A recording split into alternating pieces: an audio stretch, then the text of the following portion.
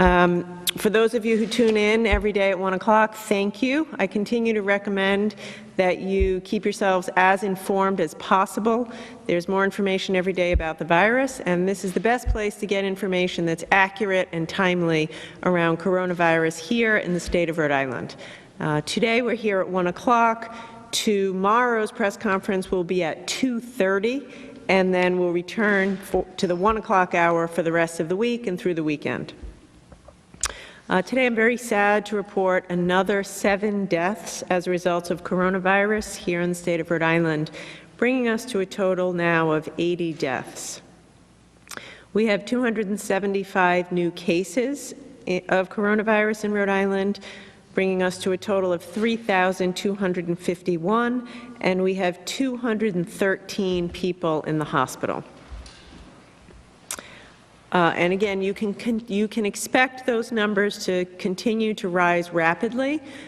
We're now testing well over 2,000 people a day, so we're going to have a lot more positives.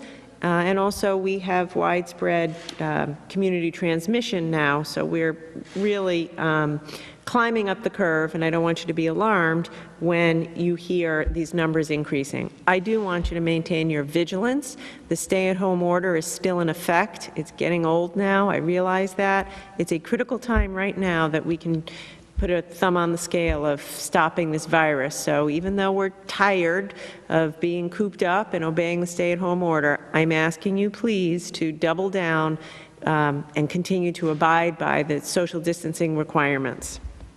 To that end, recently I've received a lot of questions about whether we should be wearing masks at all times when we're outside of our house.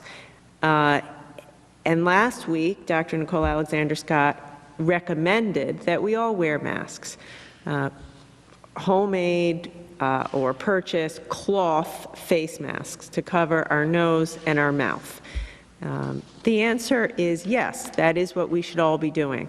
These masks will not prevent you from getting the virus, but evidence suggests that if you wear a face mask, it could reduce your ability of spreading the disease to somebody else. And that's just as true inside as outside. Last week I started to get an awful lot of questions from people around why we weren't requiring retail business employees and the like to wear the face mask. And so I'm reporting now that earlier today I signed an executive order making our direction clearer. And I'd like to take a second to review that executive order and clarify our guidance. Beginning this Saturday, all employees of customer-facing businesses, office-based businesses, manufacturers, and nonprofits must wear cloth face coverings when they are at work. I signed the executive order today. It does not go into effect until Saturday because I realize that employers are going to need a little bit of time to prepare, so you have the rest of the week to prepare. But as of Saturday, it is the law in Rhode Island that all employees in these businesses must wear a cloth face covering while they are at work. Furthermore, all of these businesses must provide face coverings for their employees.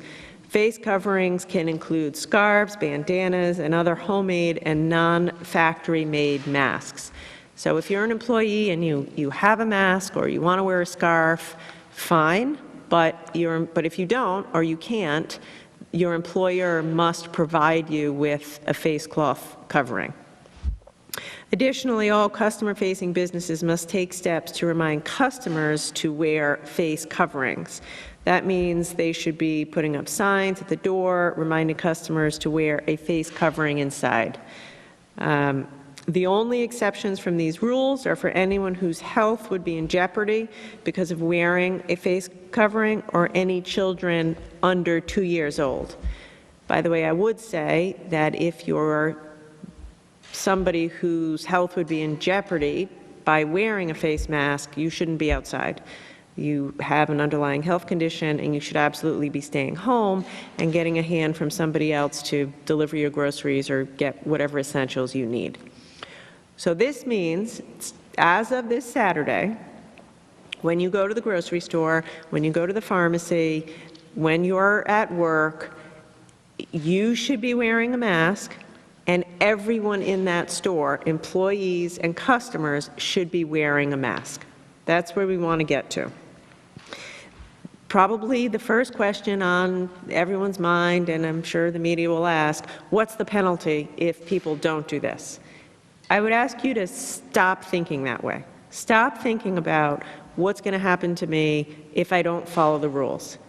The first question I want everyone asking is, okay, how can I obey that rule? Where can I get a mask? How can I get my employees masks? You know, how can I make sure that I put up enough signs in my shop so that everyone who comes in knows they have to wear a mask?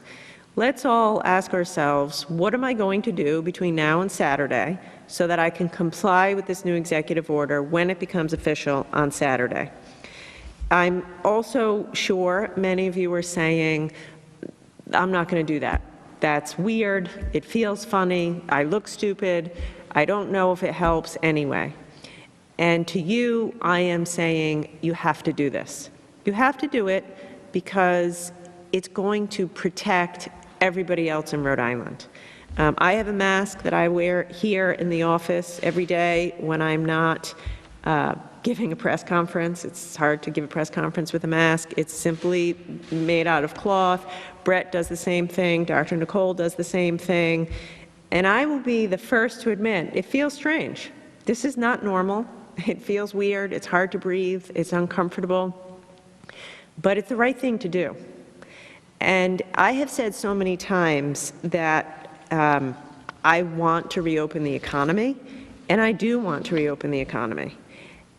And the new normal of, you know, life at work in the months to come until we have a vaccine and good treatment is going to be a normal that involves wearing masks. So it's something that I need us all to get used to because it will prevent each of us from spreading the disease to those around us. DBR will be doing spot checks on businesses, unannounced spot checks.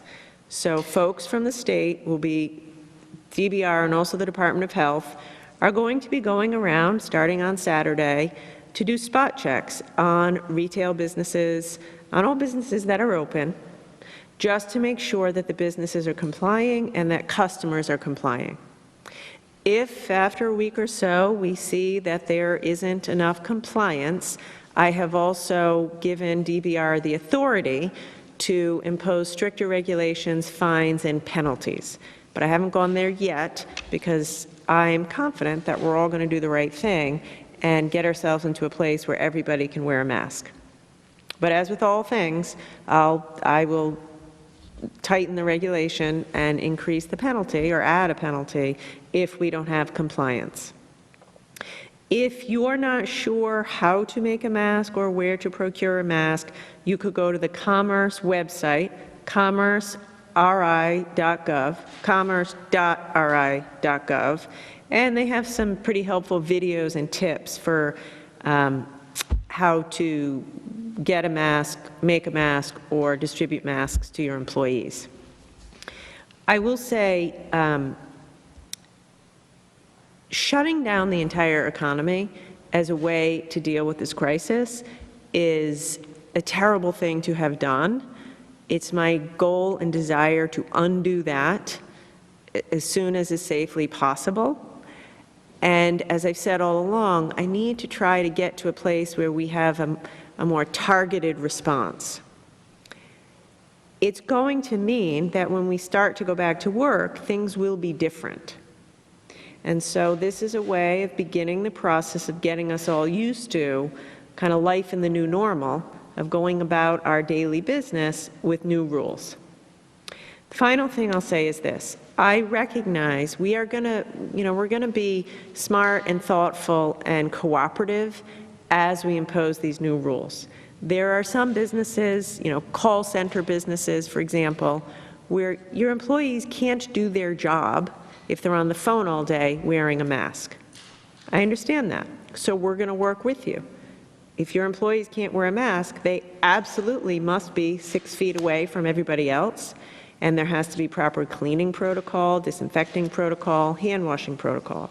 So I'm just beginning to share with you the way that we're going to have to move forward under the new normal in light of the coronavirus until we have effective treatment and a vaccine, which we know is many, many months to possibly a year or more away.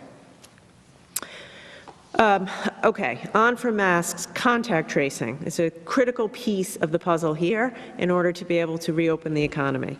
Yesterday, I provided an update on the testing work stream, and I'm so proud of that team. All of our outdoor sites are reopened again today, bright and early this morning. They were all reopened. CVS is reopened, and I hope we do another 2,000 tests today. Great work. Today I want to give you a little bit of a glimpse into the work we're doing around contact tracing, where we've been, where we are, and where I hope to go. So to give you a flavor, over the course of this month, actually in the past 14 days, we've reached out to more than 2,800 people who've been in close contact with someone who has the virus. So that means we're reaching out to about 200 contacts a day, and in some days it's 400 or 500 contacts a day. In this regard, contact tracing, as with testing, Rhode Island is ahead of many other states. We have a team now, we have a team of nearly 100 people focused on nothing but contact tracing. They do everything from calling contacts to coordinating with counterparts across agencies. We've been able to successfully reach 3/4 of all contacts on our first attempt, and by the second attempt, that number goes up to nearly 90%. It is our goal to make it so that very soon people are allowed to have an electronic app where they're surveyed especially if they've been positive, they're in isolation. They'll be surveyed several times a day, each day, electronically about their symptoms. We'll have an ability to stay in touch with people. And it is our goal now, we are to be in touch with everyone who tests positive within hours, and we hope to get that from 10 hours to 6 hours to a few hours, be immediately in contact with folks who are positive, immediately in contact with those contacts, and then constantly in contact with the sick people every day. So it's been a Herculean effort by the Department of Health, now augmented by the National Guard. It is very manual and labor intensive, and they're doing a terrific job. This is a good opportunity for me to remind everybody that we all need to be writing in our contact tracing notebook every single day. I've seen some of your posts on social media. Good job. Some of you are sending me your contact tracing logs. Great work. I do it every single night. My team does it every night. You cannot remember who you were with a week ago. Even 2 days ago, you forget. And it's not enough to rely on your mental checklist. Just take a minute at the end of every day to write down who you were with physically, in person, and where you were. And also remember, you're supposed to be limiting your contact to the same 5 people. You shouldn't be interacting with 5 people on Monday, a different 5 people on Tuesday, and a different 5 people on Wednesday. So if at the end of the week you look at your contact tracing notebook and you see that you've had contact with 20, 30, 40 people, you're doing something wrong. That is not abiding by the stay-at-home order. Stay at home means stay at home. If you have to go to the grocery store, go quickly, go alone, come home, wash your hands.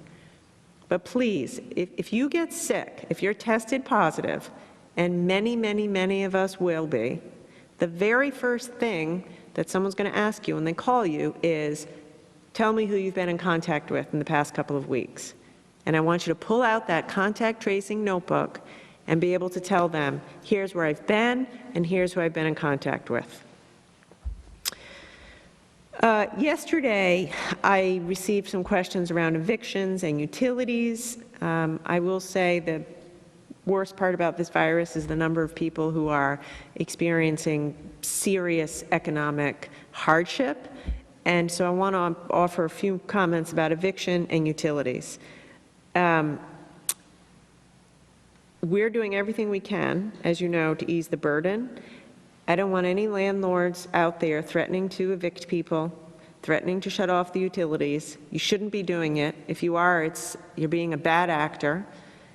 But also, I want to give tenants some comfort to know that courts have delayed all non-essential business until May 17th. So even if your landlord gives you an eviction notice, and I really hope they don't, and if they do, I want you to call me, don't worry about it, because the courts are closed until May 17th. The same is true for utilities. The Public Utilities Commission yesterday voted to extend an order that all regulated utilities, which is electric, gas, water, and sewer, cannot be shut off or sent to a collection agency through May 8th. This applies to both residential and non-residential customers. So again, they can't shut off your utilities and they can't evict you. Having said all of that, if you are in a position to be able to pay your bills, please pay your bills. You know, landlords, folks who own real estate, they're having a tough time also. And so this is just the time to do the right thing for all of us. Like, don't try to sneak out from under the rules. Don't try to stiff your landlord if you're able to pay the rent. Don't threaten to evict somebody when you know you can't. Just do the right thing. If you can pay your bills, pay them. If you can pay your rent, pay it and do it on time. And by the way, the same thing goes for taxes. The tax deadline has been extended from April 15th to July 15th. But if you're in a position to be able to pay your taxes on time, I'd ask you to do it. Just do the right thing. The state needs help. I have to keep the lights on and continue providing life-saving services on behalf of the state. We need revenue to do that. So if you're a business or a family who can pay on time on April 15th this week, please go ahead and do it and know that we appreciate it. A final note about health insurance. You've heard me say so many times that nobody should go without health care. Nobody should have to choose between going to the grocery store or going to the doctor. That's always true. That is especially true now. We have to really make sure that every Rhode Islander has access to the health care they need and deserve. If you have lost your job and with that lost your health insurance, go ahead. You can go ahead to HealthSource, our state-run exchange. You can purchase insurance. You may be eligible for Medicaid. I would encourage you to go to HealthSource RI and see what might be available to you. To that point, we are extending our special enrollment period on HealthSource RI through April 30th. It was April 15th. We're pushing back that deadline to April 30th to allow all Rhode Islanders to purchase coverage if you have had a change in coverage due to the coronavirus. I also want to remind everyone, HealthSource offers a special enrollment period of 60 days for anyone who loses a job or changes jobs for any reason. That's any time. But right now, we have a special opening until April 30th. I would encourage you to take advantage of it if it's something that you need.